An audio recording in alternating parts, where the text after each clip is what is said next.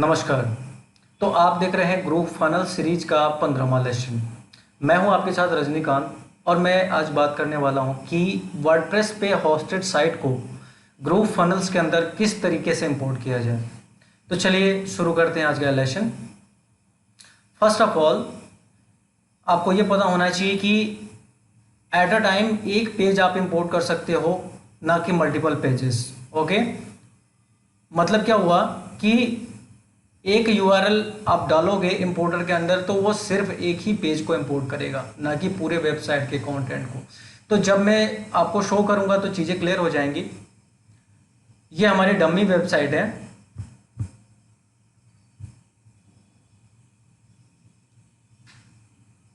एक बार मैं फिर से निकाल देता हूं आपके सामने।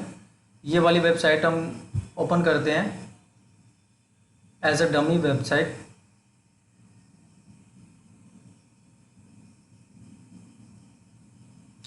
और पेजेस सेक्शन में जाते हैं, प्लस पे क्लिक करते हैं, यूआर इंपोर्टर को सिलेक्ट करना है और इसमें वो यूआरएल डालनी है जिसको आप इंपोर्ट करना चाहते हो, यानी कि वर्डप्रेस पे होस्टेड वो उस वेबसाइट का यूआरएल जिसको आप इंपोर्ट करना चाहते हो ग्रुप पेजेस के अंदर। इन दिस केस मेरे पास एक वेबसाइट है जो कि मैंने वर्डप्रेस पे होस्ट कर रखी है। अब आप ये मत पूछना कि वर्डप्रेस पे क्यों होस्ट करी है जब ग्रुप फनल्स था, तो क्योंकि मेरे पास ऑलरेडी ब्लू होस्ट का होस्टिंग भी पड़ा हुआ था, तो मैंने उसको होस्ट कर रखा है, पहले से वो साइट रनिंग है। ओके, यहाँ पे ध्यान देने वाली एक चीज़ ये है कि आपको ये HTTPS जरूर डालना है, HTTPS:// अगर आप ये नहीं डालते हो तो ये यहाँ पे इनवैलिड का मैसेज आपको देगा। तो मैं इसको कॉपी कर लेता हूँ ताकि ये अगर कोई एरर दे तो मुझे दोबारा इसको डालना ना पड़े। इसके बाद कॉपी एंटायर पेज पे क्लिक करना है, यहाँ से ये कोड उठाना है यानी कॉपी करना है। कॉपी करने के बाद आपको जाना है अपने वर्डप्रेस साइट मैनेजर में, यानी कि दूसरे शब्दों में कहें तो आपको वर्डप्रेस में लॉगिन करना है। लॉगिन करने के बाद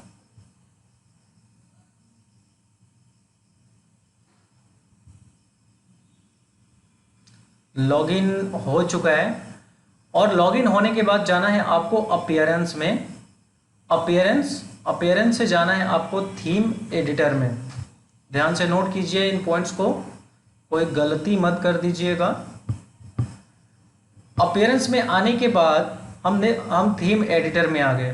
थीम एडिटर अपने आप में एक बहुत ही सेंसिटिव चीज़ है। अगर आप थीम एडिटर में कुछ कोड के साथ छेड़छाड़ करते हो और कुछ गलत कोडिंग कर देते हो तो होता क्या है कि आपकी साइट का कंटेंट खराब हो जाता है, डिस्टॉर्टेड हो जाता है। ये कोई बहुत बड़ा मैटर नहीं है। चलिए, इसके बाद हमें जाना है header.php में। बाकी कोई चीज़ नहीं छेड़नी, हमें जाना है header.php की जो फाइल है, इस फाइल के अंदर जाना है। और जो हमने कोड अभी कॉपी किया था, ओके, जो कोड हमने अभी कॉपी किया था वहां पे कॉपी पे क्लिक करने के बाद अब जब यहाँ पे आके Ctrl+V करोगे तो वो कोड पेस्ट हो जाएगी। ओके, ये देख पा रहे हो आप, Meta name GP ownership proof. ये क्यों जरूरी है? आपको अपने साइट को वेरीफाई करने के लिए जरूरी है। अदरवाइज आप तो किसी भी साइट को इंपोर्ट कर लोगे, उसके पूरे कंटेंट को इंपोर्ट कर लोगे, जबकि वेबसाइट के अंदर कंटेंट या चीज़ें कॉपीराइट प्रोटेक्टेड होती हैं, होती भी हैं, नहीं भी होती हैं। अगर वो कॉपीराइट प्रोटेक्टेड होंगी तो वो इलीगल माना जाएगा।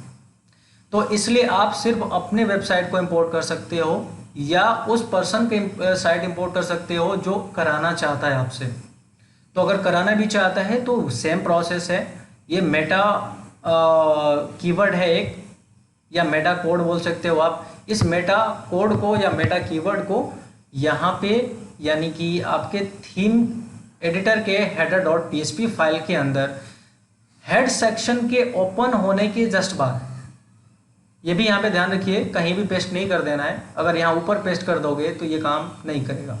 आपको हेड टैग ओपन होने के जस्ट बाद इसे पेस्ट करना है। इसके नीचे भी यहाँ कर सकते हो, बट इसके नीचे यानी कि इस क्लोजिंग टैग के बाद नहीं करना है। तो बेहतर यही है कि स्टार्टिंग में इसको पेस्ट कर दिया जाए। जैसे ही आप पेस्ट कर देते हो, एज इट इज़ पेस्ट करना है, उसमें कोई एडिटिंग चेंजेस नहीं करने हैं और आपको फाइल को अपडेट कर देना है। जैसे ही आपका फाइल अपडेट हो जाता है तो यहाँ पे एक मैसेज मिलता है आपको, फाइल एडिटेड सक्सेसफुली। जब फाइल हमारा एडिट हो चुका है इसका मतलब हमारा काम लगभग हो चुका है। वापस आते हैं अपने ग्रुप फाइनल्स डैशबोर्ड में जहाँ पे हम लोग थे। सब कुछ हमने डाल ही रखा है। अब हमें कॉपी एंटायर पेज के ऊपर क्लिक करना है। अगर ये URL वेरीफाई हो चुका है यानी कि आपके वेबसाइट की ऑनरशिप वेरीफाई हो चुकी है, तो आपके वेबसाइट का या पेज का, सॉरी वेबसाइट का नहीं, पेज का, होम पेज का total content as it is यहाँ पे आ जाएगा। कई बार एज इट इज़ आ जाता है, कई बार नहीं आता है। तो ये पूरी तरह से डिपेंड करता है स्क्रिप्ट के ऊपर कि आपकी वर्डप्रेस वेबसाइट में कौन से स्क्रिप्ट यूज्ड है, किस तरह के कोड्स यूज्ड हैं और उससे किस तरीके से मैच कर पाता है ग्रुप फाइनल्स। तो यहाँ पे थोड़ा सा वेट भी आपको करना पड़ सकता है, लगभग 1 से 2 मिनट का। कई बार अगर वेबसाइट का कंटेंट बहुत ज़्यादा है, आपके वेबसाइट का जो कि इंपोर्ट कर रहे हो, अगर वो कंटेंट बहुत ज़्यादा है, लंबा है, तो थोड़ा सा इसको समय लग सकता है इंपोर्ट करने में। जैसा कि आप देख पा रहे हैं बैकग्राउंड में कि अभी भी इसका इंपोर्ट चल रहा है। बीच बीच में आपको ऐसे मैसेज भी, पॉपअप्स भी आ सकते हैं पेज अनरिस्पॉन्सिव का, लेकिन आपको एग्जिट नहीं करना है, आपको वेट करना है। एक और ऑप्शन था कॉपी लेआउट ओनली। उसमें क्या होगा कि आपके पेज का सिर्फ लेआउट ही कॉपी होता है। लेआउट इन द सेंस कि जो उसका स्ट्रक्चर है, बेसिक स्ट्रक्चर है, जो उसके बटन के साइजेस हैं, जिस तरीके से उस कंटेंट को अरेंज किया गया है, इस तरीके से सिर्फ लेआउट आएगा। तो मैंने उसको कभी भी ज़्यादा हेल्पफुल फाइंड आउट नहीं किया है, बट फिर भी आप चाहो तो उसके लेआउट को कॉपी कर सकते हो किसी भी वेबसाइट के। एक बार कंफर्म करके हम देखेंगे कि क्या उसमें भी ऑनरशिप प्रूफ की ज़रूरत पड़ती है या नहीं। तो अभी हमने एक ऑप्शन चेकआउट किया है और इस ऑप्शन के चेकआउट करने के बाद यहाँ पे आप बैकग्राउंड में देख पा रहे हो कि इस वेबसाइट का लगभग कंटेंट हमारे पास आ चुका है। एज इट इज तो नहीं बोल सकते, बट ये जो इसका टेक्स्ट है, इमेजेस हैं, लगभग आ चुके हैं। वेबसाइट प्लेन लैंग्वेज में लिखी गई है और इस तरीके से वेबसाइट का कंटेंट इंपोर्ट हो चुका है। ठीक इसी तरीके से आप भी अपने कंटेंट को इंपोर्ट कर सकते हो, अपने एक पर्टिकुलर पेज के कंटेंट को इंपोर्ट कर सकते हो। मल्टीपल पेजेस के कंटेंट को इंपोर्ट करने के लिए आपको अलग अलग URL डालना पड़ता है। कोड बस एक ही बार पेस्ट करना है और URL अलग अलग डालना पड़ेगा। फॉर एग्जाम्पल, अगर इसी पेज का मुझे कोई और कंटेंट कॉपी करना है, इसी वेबसाइट का, सॉरी, अगर कोई और पेज का कंटेंट कॉपी करना चाहता हूं तो उस पेज का URL जो वर्डप्रेस में है उसको लाके यहाँ पे डालूंगा और मैं सीधे उसको कॉपी कर लूंगा। ओके, जैसे ही ये कॉपी हो जाता है तो 2 ऑप्शन होते हैं आपके पास, एक एक्सपेरिमेंटल मोड ट्राई करने का और दूसरा कीप दिस वर्जन का। एक्सपेरिमेंटल मोड रिकमेंडेड नहीं है आपके लिए, मेरे लिए भी नहीं है। तो ये क्यों नहीं है? बिकॉज एक्सपेरिमेंटल मोड में ये आपके कंटेंट को अलग अलग तरीके से अरेंज करके देखेगा। अभी मैंने ट्राई किया था कुछ देर पहले एक्सपेरिमेंटल मोड, तो इसमें हुआ क्या था, बस एक चेंज आया था इसमें, और वो ये कि जो ये मेन्यू ऑप्शन है वो जहाँ पे हॉरिजॉन्टली है वहाँ पे वर्टिकल आ गया था। इसके अलावा कोई और चेंजेस नहीं हुए थे। तो मैं इसको रिकमेंड नहीं करूँगा। हम सिर्फ ओनली अपने पेज को कॉपी कर रहे हैं और सीधे हम इसको कॉपी कर लेंगे, कीप दिस वर्जन।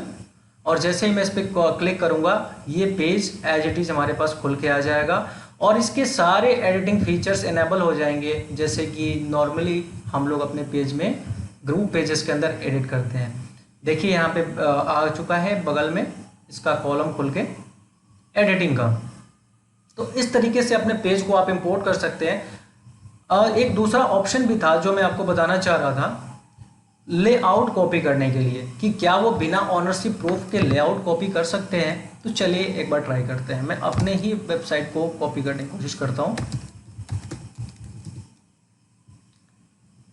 ध्यान रहे फिर से कि आपको HTTPS डालना और ये पूरा URL का स्ट्रक्चर डालना नहीं भूलना है, अदरवाइज ये यहाँ पे एरर दिखाएगा आपको। तो मैंने import layout only pay click किया है, देखते हैं क्या होता है। Page could not be verified.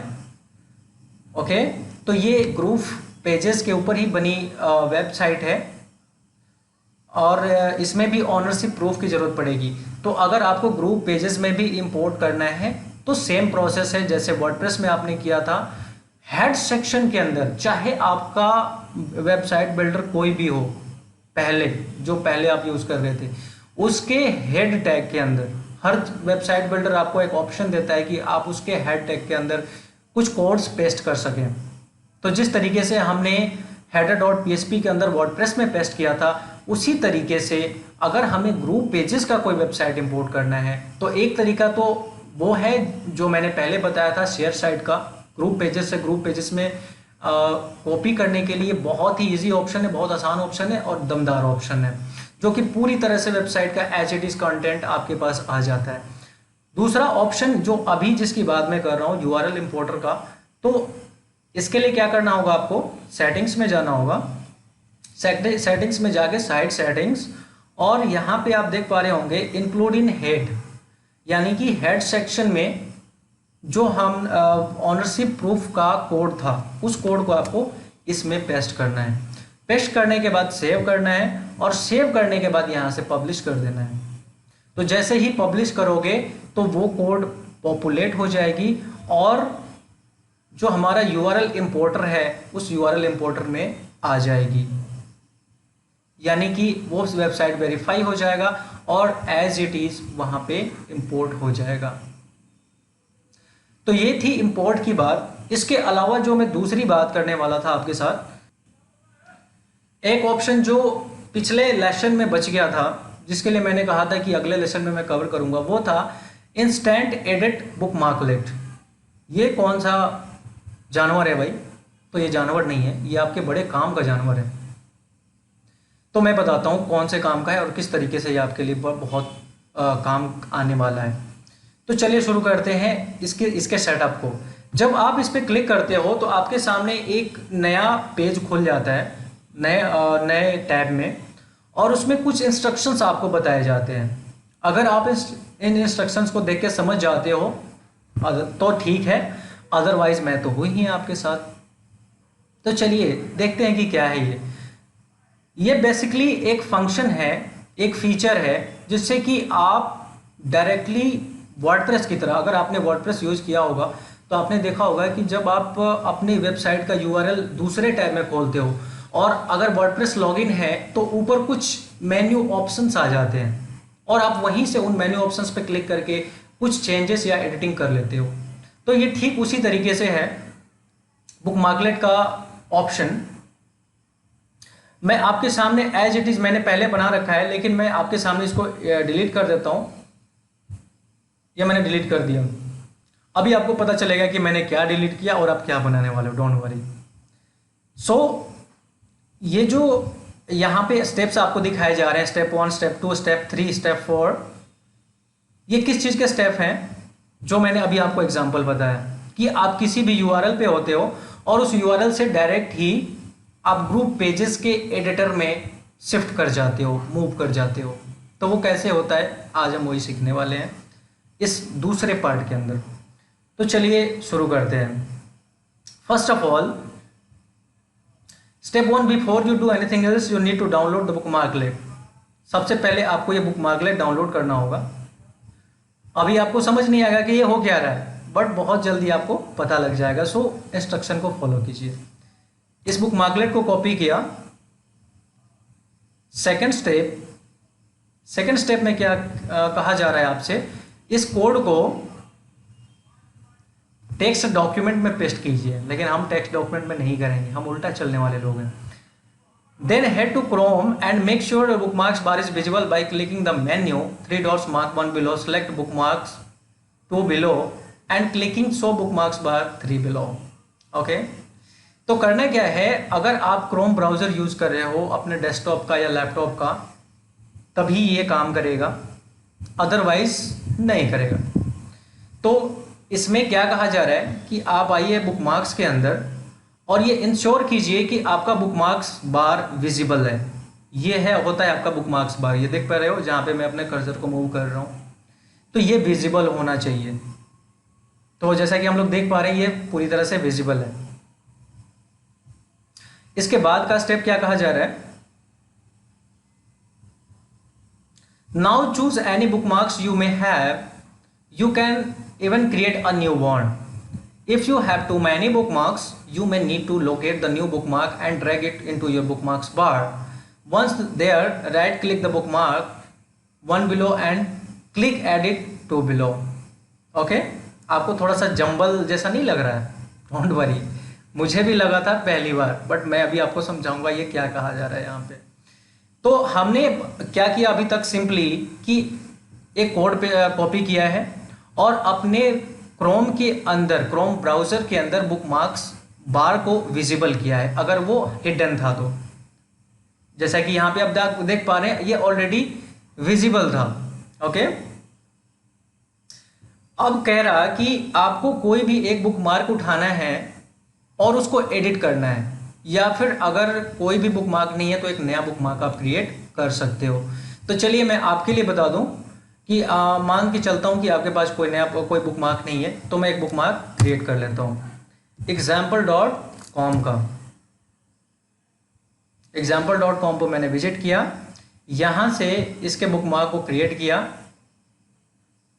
Done किया। ओके, अब मुझे किसी भी तरीके से उसको यहां पे बुकमार्क बार पे मंगाना है, तो वो कैसे होगा चलिए बताता हूं आपको। ये example.com डोमेन है, यहाँ पे राइट क्लिक करूँगा मैं और बुकमार्क मैनेजर पे जाता हूँ। इसके बाद आपको चूंकि बुकमार्क्स बार में विजिबल कराना है इसको, इसलिए इसको ड्रैग एंड ड्रॉप करके टॉप में हम डालेंगे और यहाँ पे मैंने 2 नंबर पे इस बुकमार्क को रख दिया। ये आप यहाँ पे देख पा रहे हैं, यहाँ पे ये बुकमार्क आ चुका है। अब इसको कहा जा रहा है कि आप इसको एडिट कीजिए, एडिट पे क्लिक करना है। नेम में आपको क्या रखना है, एडिट ग्रुप पेज।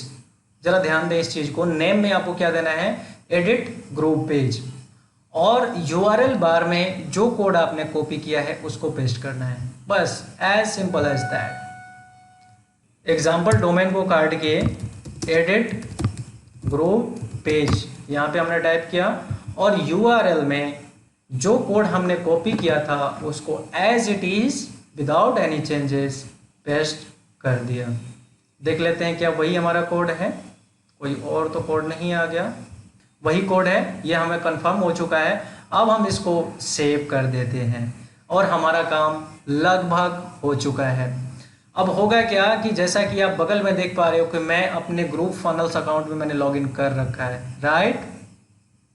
अब इसके अंदर, इस अकाउंट के अंदर जितने भी वेबसाइट्स या वेब पेजेस मैंने बना रखे हैं, अगर उनमें से मैं किसी को भी विजिट करता हूं, ओके, फॉर एग्जांपल digifast.org एक मेरी वेबसाइट है और इस पे एक पेज मैंने बना रखा है जिसका नाम है वेब डिज़ाइन LP।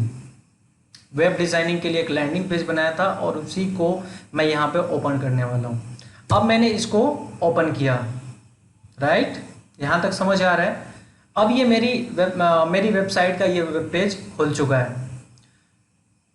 अब जैसे ही मैं एडिट ग्रुप पेज के ऊपर क्लिक करूँगा, ये मुझे इसी पेज के सीधे एडिटर पे लेके चला जाएगा, है ना, कमाल का फीचर आ गया ना। अब यहां से मैं सीधे इसको एडिट कर पाऊंगा विदाउट एनी टेंशन। ठीक इसी तरीके से अगर कोई और पेज है, जैसे कि एक और मैं पेज ले लेता हूं इसी वेबसाइट का, ये एक पेज है जो इसी वेबसाइट के ऊपर बना हुआ है। अब फिर से मैं उस बुकमार्क के ऊपर क्लिक करूंगा और ये मुझे इसी पेज के एडिटिंग सेक्शन पे लेके चला जाएगा। तो ये है इसका फीचर, ये है इसका फंक्शन। तो मुझे नहीं पता कि आपको कितना पसंद आया ये फीचर, लेकिन कहीं ना कहीं बड़े काम का फीचर है मेरे हिसाब से। देखिए ये सीधे मैं एडिटिंग सेक्शन पे आ गया और मैं यहाँ से बड़ी आसानी तरीके से एडिट कर पाऊँगा। तो इस तरीके से आप बुक मार्कलेट का इस्तेमाल कर सकते हैं। आई होप कि मैंने दोनों चीज़ें एज प्रोमिस्ड मैंने कवर कर ली हैं। इसके अलावा भी वैसे तो ये लास्ट लेसन था, बट जैसे जैसे मैं कुछ डिस्कवर करूँगा कि कोई चीज़ ऐसी है जो कि मिस हो रही है, तो उसके ऊपर एक पर्टिकुलर लेसन बना के डालता ही रहूँगा और ये प्रोसेस लगातार चलता रहेगा। इसके अलावा अगर आपके पास कोई क्वेश्चन कमेंट होता है तो उसको ज़रूर बताएं, और उसके ऊपर भी एक एक वीडियो बना के मैं पर्टिकुलरली डालता रहूँगा, ताकि आपके साथ साथ और भी स्टूडेंट्स या लोग जो कि इस वीडियो को देख रहे हैं उनको प्रॉब्लम ना आए। अगर आए तो उस वीडियो को देख के उनका प्रॉब्लम सॉल्व हो जाए। सो आई होप कि लगभग सारी चीज़ें मैंने कवर कर ली है और आपको काफ़ी अच्छा लगा होगा इस कोर्स के साथ। अगर अच्छा लगा हो तो नीचे कहीं बटन दिख रहा होगा, उस पर जाके थोड़ी सी रेटिंग और रिव्यू तो बनता है बॉस, लाइक तो बनता है एटलीस्ट। अगर बुरा लगा हो तो डिसलाइक कीजिए, क्रिटिकल रिव्यू लिखिए, बट लिखिए ज़रूर। Action is most important. So इसी के साथ ये सीरीज़ ख़त्म होता है। इसके अलावा मैं और भी सीरीज़ लेके आने वाला हूँ बहुत जल्दी। ग्रुप फनल्स के अंदर और भी जो टूल्स हैं उनके ऊपर अलग अलग तरह के ट्यूटोरियल्स और सीरीज लेके आने वाला हूँ। जैसे कि ये ग्रुप पेजेस का सिर्फ सीरीज था, इसके अलावा ग्रुप कार्ड है, ग्रुप मेंबर है, ग्रुप वीडियोस है, ग्रुप ब्लॉग है, और भी जो भी टूल्स हैं, ग्रुप वेबिनार्स हैं, उन सभी के ऊपर मैं एक एक करके सीरीज लॉन्च करने वाला हूँ। तो बने रहिएगा मेरे साथ और बहुत जल्दी मिलेंगे एक नए वीडियो में। तब तक के लिए नमस्कार।